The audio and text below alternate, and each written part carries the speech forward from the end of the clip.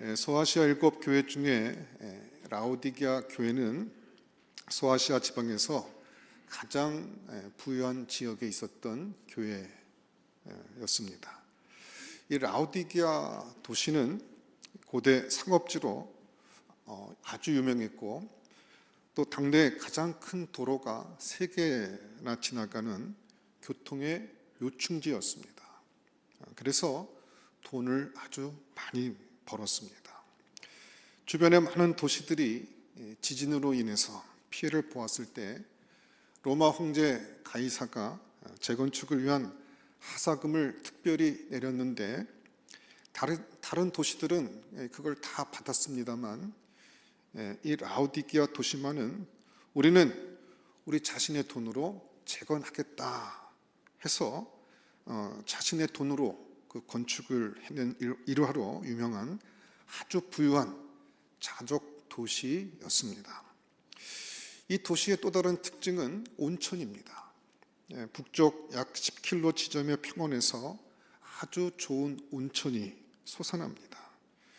이 온천이 10km를 따라 흘러서 이 라오디게아에 이르게 되면 온천물이 미지근해지고 열기를 다 상실한 상태가 되어서 그 맞은편 절벽으로 떨어집니다. 물속에 있는 그 석회암 성분 때문에 하얀 폭포를 특별하게 이루는 장관을 라오디게아 시민들은 누구나 다 잘 알고 있습니다. 그런데 이 온천수는 미지근하고 구역질 나는 역한 냄새로도 유명합니다. 온천수가 이 복용을 할 때는 몸에 약효가 있기 때문에 복용을 하려고 하지만 웬만한 사람은 그 물을 입에 물고 넘길 수가 없습니다. 토할 수밖에 없는 역겨움이 가득한 물이었기 때문에 견디지 못하고 오히려 구토하는 것이 당시의 상황이었습니다. 오늘 주님은 이와 같은 미지근하고 역겨운 라오디게아 온천수를 배경으로 해서 오늘 라오디게아 교회의 신앙을 비교하시면서 분석하고 있습니다. 15절에서 라오디게아 교회의 문제가 뭐라고 주님께서는 진단하셨습니까? 우리 한번 같이 15절, 16절 두 절 말씀은 같이 한번 읽어보도록 하겠습니다. 우리 큰 소리로 15절, 16절 말씀 같이 읽겠습니다. 시작. 내가 내 행위를 아노니 내가 차지도 아니하고 뜨겁지도 아니하도다. 내가 차든지 뜨겁든지 하기를 원하노라. 내가 이같이 미지근하여 뜨겁지도 아니하고 차지도 아니하니 내 입에서 너를 토하여 버리리라. 오늘 주님은 라오디게아 교회의 문제는 무엇인가? 미지근함이다 라고 말씀하고 있습니다. 차지도 않고 뜨겁지도 않다는 것입니다. 그러면서 주님께서는 이것을 견딜 수가 없어서 구역질이 나기 때문에 이런 신앙은 토해버릴 수밖에 없다고 말씀하고 있습니다. 한마디로 열정 없는 신앙의 문제점을 지적하고 있는 것입니다. 여러분, 열정이 없다는 것은 도대체 무엇을 의미하는 것일까요? 오늘 열정 없는 교회, 열정 없는 신앙을 가졌던 라오디게아 사람들에 대해서 주님이 열정 없음을 어떻게 정의하고 계시고 또 주님께서 그것을 어떻게 보시는가를 우리는 알아야 합니다. 열정이 없다는 것은 무엇인가? 첫째, 19절에 보면은 주님께서 이렇게 말씀하시는 것을 볼 수 있습니다. 물은 내가 사랑하는 자를 책망하여 징계하노니 그러므로 열심을 내라 회개하라 라고 하셨습니다. 여기 열심이 없는 신앙, 열정이 없는 믿음이 뭐냐? 회개의 내용이다 라고 주님은 말씀하고 있습니다. 회개할 것이 열정 없는 신앙이라는 것입니다. 한마디로 죄라는 이야기입니다. 미지근해가는 신앙, 식어져가는 영혼, 차가워져가는 심령, 이것은 주님이 오늘 본문에서 사랑으로 책망하고 징계할 수밖에 없는 그와 같은 영적 상태라고 주님은 말씀하고 있습니다. 오늘 저와 여러분의 영적 상태는 어떻습니까? 요즘 내 영혼의 온도는 몇 도가 되고 있습니까? 사람은 굉장히 고독한 존재입니다. 그래서 자기 주변에 자기와 같은 사람이 머물러 있어 주기를 원합니다. 그래서 영적인 열정을 상실하고 식어져가고 미지근한 사람은 주변의 사람이 함께 미지근해지기를 원하고, 그리고 또 미지근한 사람들과 함께 어울리기를 좋아합니다. 반면 뜨겁고 열정적인 사람들은 또 뜨겁고 열정적인 사람들과 함께 어울리기를 좋아합니다. 우리는 이러한 원리를 따라서 가만히 보면 요즘 내가 어떤 사람들과 사귀고 있는가를 보면 알 수 있습니다. 여러분들은 어떤 사람들과 함께 오늘날 영적 교제를 하고 있습니까? 여러분보다 더 뜨겁고 더 순수하고 좀 더 열정적인 사람들과 교제할 수 있게 되기를 주님의 이름으로 축원합니다. 여러분, 우리 자신의 영혼의 열정이 떨어지면 곁에 있는 사람들도 자기 수준과 같이 묶어두고 싶어하고 그런 사람들과 어울려서 머무는 습성이 있습니다. 그래서 미지근함은 미지근함을 불러일으킵니다. 그러나 열정은 열정을 낳는다는 사실을 우리는 알아야 합니다. 그러므로 우리가 분명히 생각해야 할 것은 열정을 회복하고, 우리가 주님께로 향한 그 열정을 더 뜨겁게 하려면 열정 있는 사람들과 함께 교제하고 그 믿음의 사람들과 함께 영향을 받아야 한다는 것입니다. 기도를 해도 열정적인 기도가 있고 간구와 찬양과 눈물과 감격이 있는 사람, 즉 성령의 감화와 감동이 있는 사람들과 여러분들이 교제를 하셔야지, 화석과 같이 차디차게 굳어진 사람들하고 교제하는 것은 영적인 유익이 하나도 없다는 것입니다. 그러면 우리가 이처럼 열정 있는 사람들과 함께 있어야 되는 이유가 무엇일까요? 성경에서 말하는 열정의 유익이 무엇인가를 우리가 한번 살펴볼 필요가 있습니다. 사도 바울은 신앙에 열심히 있을 때는 어떤 유익이 있는가를 몇 군데서 정리해서 말씀하고 있습니다. 첫째, 고린도후서 11장 2절에 보면 열정 있는 신앙은 그 신앙 상태가 순결하게 되는 유익이 있다고 했습니다. 열정이 순결을 만든다는 것입니다. 내가 하나님의 열심으로 너희를 위하여 열심을 내노니 내가 너희를 정결한 처녀로 한 남편인 그리스도께 드리려고 중매함이니라. 열정이 있을 때 정결해진다는 것입니다. 하나님이 열심히 불붙으면 그 열정이 우리 존재 안에 있는 모든 죄를 태워버리고 우리를 정화시키기 때문에 그 열심으로 말미암아 자기 자신과 자기 가까이 있는 사람들을 정결한 처녀로서 그리스도께 드리는 정결의 결과를 만들어낸다는 것입니다. 열정이 정결을 만든다고 사도 바울은 말씀하고 있습니다. 두 번째, 로마서 12장 11절에 보면 열심을 품고 주를 섬기라고 했습니다. 열심을 품어야 주님을 섬길 수 있다는 말입니다. 섬긴다는 말은 예배 드린다는 말입니다. 열정 없는 예배, 그 예배가 아닙니다. 예배는 기도가 있습니다. 예배는 찬송이 있습니다. 예배는 헌신이 있습니다. 열정 없는 사람이 어떻게 살아있는 영혼에 꿈틀거리는 신음이 있고 고뇌가 있고 결단력이 있고 영적인 호흡이 있는 기도를 할 수가 있겠습니까? 열정 없는 사람이 어떻게 노래를 할 수 있겠습니까? 열정 없는 사람이 어떻게 하나님께 헌신할 수 있겠습니까? 열정 없이는 예배를 드릴 수가 없습니다.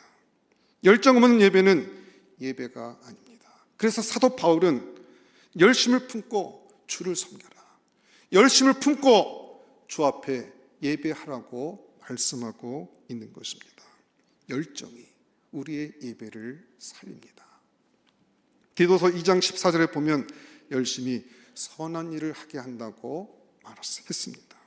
그가 우리를 대신하여 자신을 주시면 모든 불법에서 우리를 속량하시고 우리를 깨끗하게 하사 선한 일을 열심히 하는 자기 백성이 되게 하려 하심이라 했습니다.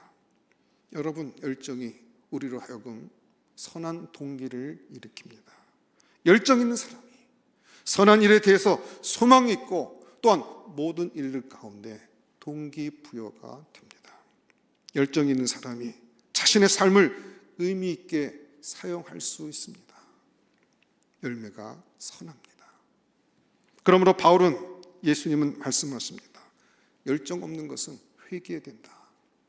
열정 없는 것이 죄다라고 분명하게 말씀하고 있는 것입니다. 여러분, 열정이 없는 것은 그저 안타까운 일이 아닙니다.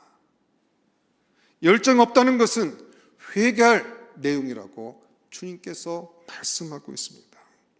우린 주님께서 그런 열정 없음을 회개의 내용으로 규정하실 때 이 주님의 관점에서 우리의 열정 없음을 뒤돌아보고 어떻게 열정을 회복할 수 있을 것인가를 오늘 본문 말씀을 통해서 우리는 배워야 할 것입니다. 주님은 세 가지를 통해서 열정을 회복할 수 있다고 말씀하고 있습니다. 첫째로 오늘 주님은 17절에 보게 되면 이 열정을 회복하려면 먼저 자기의 영적 상태를 직시할 수 있는 눈이 열려야 된다, 이렇게 말씀하고 있습니다. 17절에 보면은 내가 말하기를 나는 부자라 부유하여 부족한 것이 없다 하나 내 곤고한 것과 가난한 것과 눈먼 것과 벌거벗은 것을 알지 못하는도다 라고 했습니다. 나는 부자라 부유하여 부족한 것이 없다라고 여기는 물질적 풍요가 오면 곧이어 영혼에 안일이 오게 되고 영적인 파탄을 불러일으킨다고 주님께서 말씀하고 있습니다. 여러분, 국민소득이 만불이 넘어가는 사회의 중요한 특성은 신앙의 열성을 잃어버린다는 것입니다. 그 가졌던 열정을 잃어버리게 된다는 것입니다. 기독교 신학자들은 이것을 후기 기독교 사회에 진입한다, 이렇게 이야기하곤 합니다. 기독교는 고난 속에서 순결해지고 고난과 아픔 속에서 꽃이 피는 종교입니다.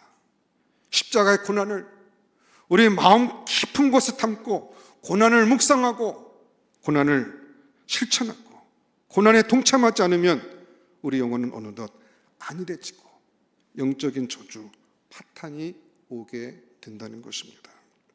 레진스키가 말했던 풍요의 저주가 임하는 상태가 임하는 것이죠. 이스라엘 백성들이 광야에서 고난받을 때는 열정이 있었고 주님을 향한 신음과 노래와 환희가 있었습니다. 축제가 있었습니다.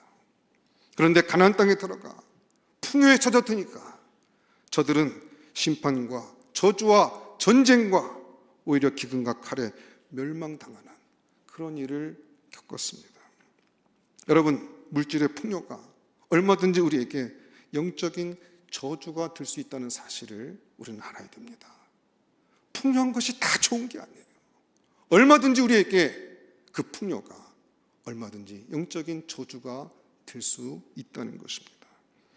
나병 환자의 고민이 무엇입니까? 감각을 상실한다는 것이 있습니다. 못에 찔려도 아픔이 없습니다. 칼에 베어도 감각이 없습니다. 나병의 문제는 신경마비입니다. 우리 영혼도 마찬가지입니다. 우리 영혼이 나의 곤고한 것, 가련한 것, 내 영혼에 벌거벗은 것, 정말 숨어있는 죄악을 볼 수 있는 감각을 상실하고 영적인 나태와 안일함에 빠진다는 것이 오히려 가장 큰 문제고 그것이 심각한 질병이라는 것을 우리는 알아야 합니다. 그래서 주님께서는 제일 먼저 우리 영적인 그와 같은 회복을 위해서 필요한 것이 무엇인가? 그것은 우리의 곤고와 우리의 가련한 것과 가난한 것과 눈먼 것과 벌거벗은 것을 우리가 먼저 알아야 한다고 말씀하는 것입니다. 여러분, 이 열정이라는 단어 패션이라는 단어는 두 가지 뜻으로 번역이 됩니다. 오늘 본문에도 좀 사용됐던 열정으로 번역되기도 하지만 또 고난으로 번역되기도 합니다. 그 멜 깁슨이 만들었던 영화 중에 The Passion of the Christ라는 그 제목의 영화가 있었지 않습니까? 그때 그 패션은 예수 그리스도의 고난, 순환을 의미하는 단어입니다. 인생의 고난의 깊이를 아는 사람, 인생의 문제와 인생의 비참함을 들여다본 사람만이 그 고난을 직시하는 가운데 이와 같은 열정을 소유하게 되는 것입니다. 위대한 영혼 속에는 아주 깊은 고통과 고뇌가 있습니다. 대부분의 사람들이 지나치게 평안해지고 그리고 자기 삶의 평안이 찾아와가지고 자기 인생에 숨어있는 그 비극적인 깊이를 보지 못하는 사람은 영혼이 성장하지 않습니다. 안일과 나태함 속에서 그 영혼이 열정을 잃어가고 결국은 그렇게 죽어가는 것입니다. 고통 가운데 열정이 솟고 고통 가운데 삶의 무의미성과 정면으로 맞서가는 용기를 갖게 되고 그리고 무엇을 하고 살아야 될 것인가에 대해서 그들은 다시 한번 눈을 뜨게 되는 것입니다. 그래서 이 패션이라는 열정이라는 단어는 고난이라는 말과 동의어입니다. 오늘 예수님께서는 우리가 삶의 그 열정을 회복하려고 하면 우리 삶 속에 있는 죄의 깊이를 볼 수 있는 그런 영적인 투명한 눈을 가져야 된다고 말씀하고 있는 것입니다. 두 번째로 우리 주님께서는 18절에 보게 되면 이 열정을 회복하기 위해서는 사야 한다라는 단어를 3번 사용하고 있습니다. 내가 고난오니 내게서 불로 연단할 금을 사서 부유하게 하고 흰 옷을 사서 입어 벌거벗은 수치를 보이지 않게 하고 안약을 사서 눈에 발라 보게 하라. 3가지를 사라고 했습니다. 우선 사야 한다는 것이 무슨 소리입니까? 이것은 대가를 지불해야 된다는 것입니다. 여러분이 가지고 있는 시간, 물질, 은사 혹은 여러분이 가지고 있는 그 어떤 것들을 통해서 여러분의 삶 전체를 지불해서라도 이 3가지는 사야 된다. 꼭 우리 인생 가운데 가지고 있어야 된다고 말씀하고 있습니다. 그럼 제일 먼저 사야 될 것이 무엇입니까? 불로 연단하는 금이라고 했습니다. 그런데 이 불로 연단할 금이 무엇일까요? 이것은 정화를 말하는 것입니다. 금은 불덩어리 속에 들어가게 될 때 그 순도가 높아집니다. 이 정화의 과정을 대가를 지불해서 얻어라 라고 우리에게 말씀하고 있다는 것입니다. 저와 여러분들의 열정을 회복하려면 정화의 과정을 거침으로써 열정을 회복할 수 있다라고 말씀하고 있는 것입니다. 그러니까 쉽게 말하면 불덩어리 속으로 들어가야 한다는 것입니다. 여러분 제일 먼저 여러분이 쉽게 그리고 유익하게 불길로 들어갈 수 있는 불이 있습니다. 무슨 불이 있을까요? 정화의 불. 저는 그것이 기도의 불 혹은 하나님의 그 같은 영적 임재의 불이라고 생각합니다. 예배 드릴 때 하늘에서 불이 떨어졌습니다. 구약의 예배 중에 첫 모세가 아론이 대제사장이 돼서 첫 번째 제사를 드릴 때 하늘에서 불이 떨어졌습니다. 기도할 때 불이 떨어졌습니다. 정화의 불입니다. 우리가 하나님의 임재를 구하고 우리의 시간이라고 하는 대가를 지불하면서 새벽 기도나 철야 기도회나 혹은 뜨거워지고 싶어서 혹은 주 앞에 우리의 더 이상 차가워지지 않으려고 몸부림치는 사람들이 모여서 그런 기도 모임 가운데 주님께서 약속하십니다. 두세 사람이 내 이름으로 모이는 곳에는 내가 그들과 함께 하겠다고 말씀하시고 약속해 주셨습니다. 주님의 임재를 기대하고 주님의 임재를 소망하면서 모여서 기도하게 되면 정화의 불길이 떨어집니다. 그때 우리 안에 주님을 향한 그와 같은 열정이, 주님을 향한 뜨거운 마음이 우리 가운데 일어나게 되는 것입니다. 여러분, 이게 가장 좋은 방법이에요. 하나님의 임재의 자리를 구하고 그 기도할 때 하나님의 불이 떨어지는 그곳으로 내가 직접 들어가서 하나님 그와 같은 성령의 불로 말미암아 하나님께로 향한 열정이 내 안에서 솟아나게 하는 것, 이게 가장 좋은 방식입니다. 두 번째 불이 있습니다. 무슨 불일까요? 고난의 불입니다. 연단의 불입니다. 다니엘서 11장 35절에 이렇게 말씀하고 있습니다.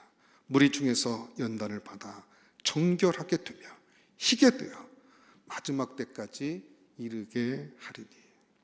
여러분, 기도의 그 정화의 불이나 영적 임재의 불, 그 정화의 불을 거치지 않고 자꾸 계속해서 차가워지면 하나님께서 이제는 연단의 불을 주십니다.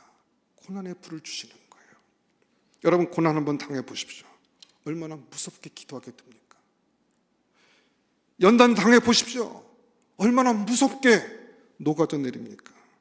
여러분, 기도를 소홀히 하면 주님께서 연단을 주십니다. 고난을 주십니다. 내 스스로 기도의 자리에 들어가서 하나님의 임재의 자리에 들어가서 하나님의 그와 같은 성령의 불을 받아 뜨거운 열정을 간직하지 못하게 되고 자꾸 마음이 식어지고 냉랭해지고 그 하나님 은혜를 사모하지 아니하고 자꾸 그 심령이 떨어져 나가기 시작하면 주님께서 우리 가운데 고난의 또 연단의 불을 허락하신다는 것입니다.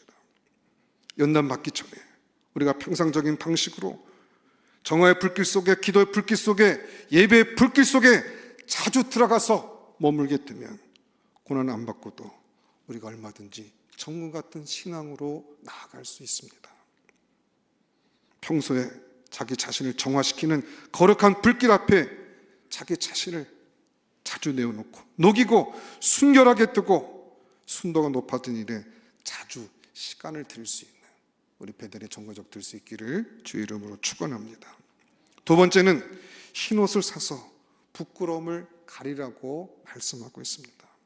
흰옷은 의인의 옷이요 구원의 옷이며 우리 성도들의 옷입니다. 희게 하는 것은 무엇입니까? 여러분, 사람의 힘으로는 희게 할 수가 없습니다. 히브리서 9장 22절에 보면 모든 물건이 피로써 정결하게 된다고 말씀하고 있습니다. 우리의 심령과 영혼을 정결케 하는 것, 다른 방법이 없습니다. 예수 그리스도의 보혈밖에 없습니다. 예수 그리스도의 보혈의 가치를 느끼고 그 보혈 앞에 시간을 드려야 합니다. 십자가 밑에 자주 나와야 합니다.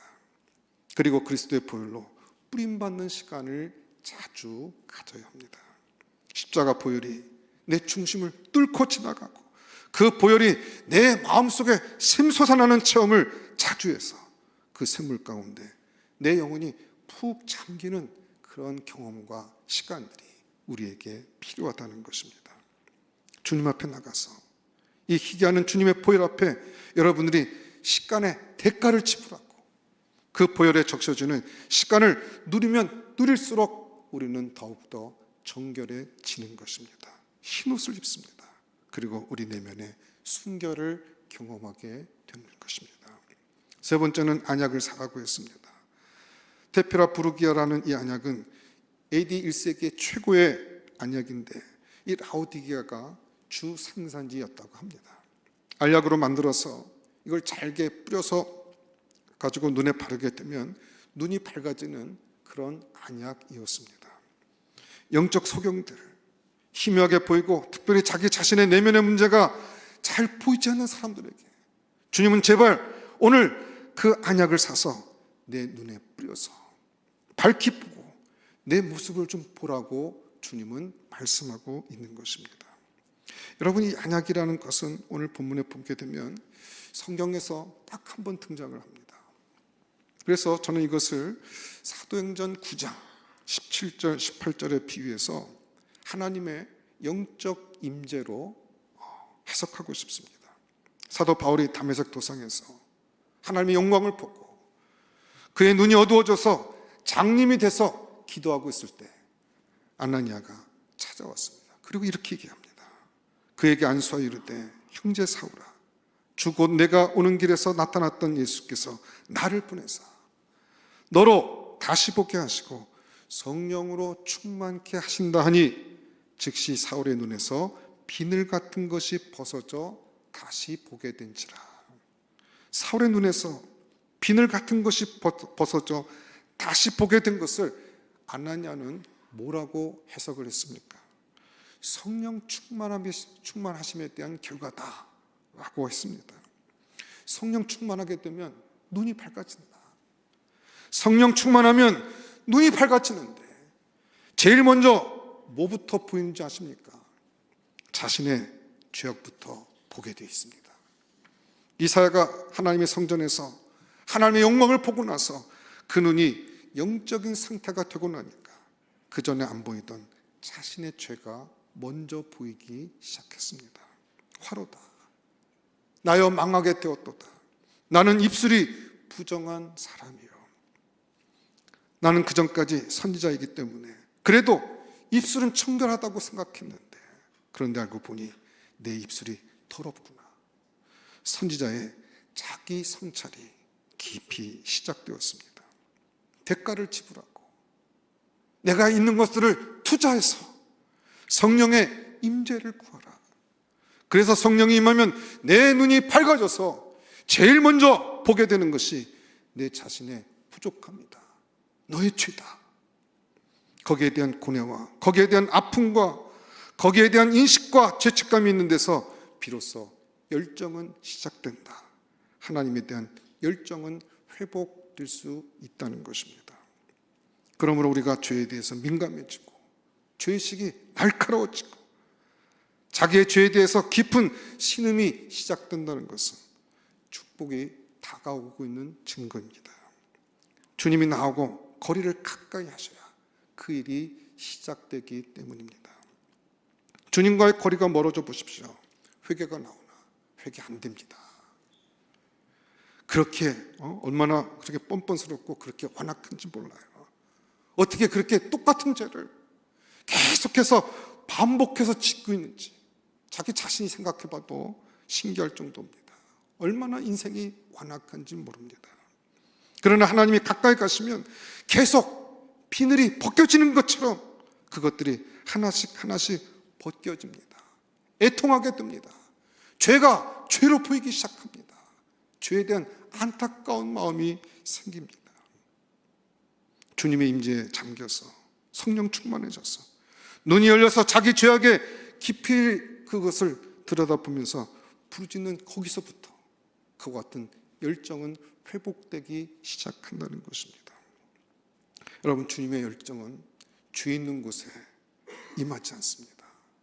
나 안에는 모든 죄가 해결되고 깨끗하게 정함되고 그 가운데 자신의 악함과 자신의 어두운 것들을 바라보고 주 앞에 나가 기도하게 될 때 그때 비로소 하나님이 이와 같은 주님이 기뻐하시는 열정이 우리 가운데 샘솟기 시작하는 것입니다.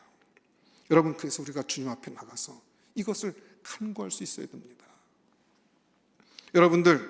우리 여러분들 신앙에 다 양심은 있습니다. 이 양심이 뭡니까? 이건 하나의 촛불과 같은 것입니다. 촛불. 저와 여러분 타락해도 다 양심은 있습니다. 이 촛불이 2자로 든 사람이 있고 또 1자로 든 사람도 있고 또 10자로 든 사람도 있지만 어쨌든 다 촛불이 있습니다. 그런데 이 촛불을 가지고는 이 칠흑 같은 어둠을 이겨낼 방법이 없습니다. 그런데 그렇기 때문에 이 양심을 들고 이 촛불 하나를 들고 하나님께 나가 부르짖기 시작합니다. 하나님, 내게 성령의 임재를 허락해 주십시오. 이 작은 촛불 하나 가지고서는 이 어둠을 밝힐 수가 없습니다. 이 어둠을 이겨낼 수가 없습니다. 주님의 임재가 필요합니다 하고 주 앞에 나가서 그렇게 기도하게 됩니다. 하나님 앞에 나가서 이 기도의 불꽃 가운데 예수님의 보혈로 정결케 된 상태에서 자기 안에 있는 그 더러움과 어둠을 들여다보면서 부르짖게 되면요, 때가 차면 하나님께서 무슨 일을 가운데 허락하시는 줄 아십니까? 위에서부터 기름을 부어주세요. 그럼 그 기름이 그 촛불에 딱 닿게 되면 폭발하듯이 하나님의 그 같은 열정으로 휩싸이게 되는 것입니다. 성령의 기름이 부어지는 것, 우리는 그것을 어노인팅이라고 얘기하지 않습니까?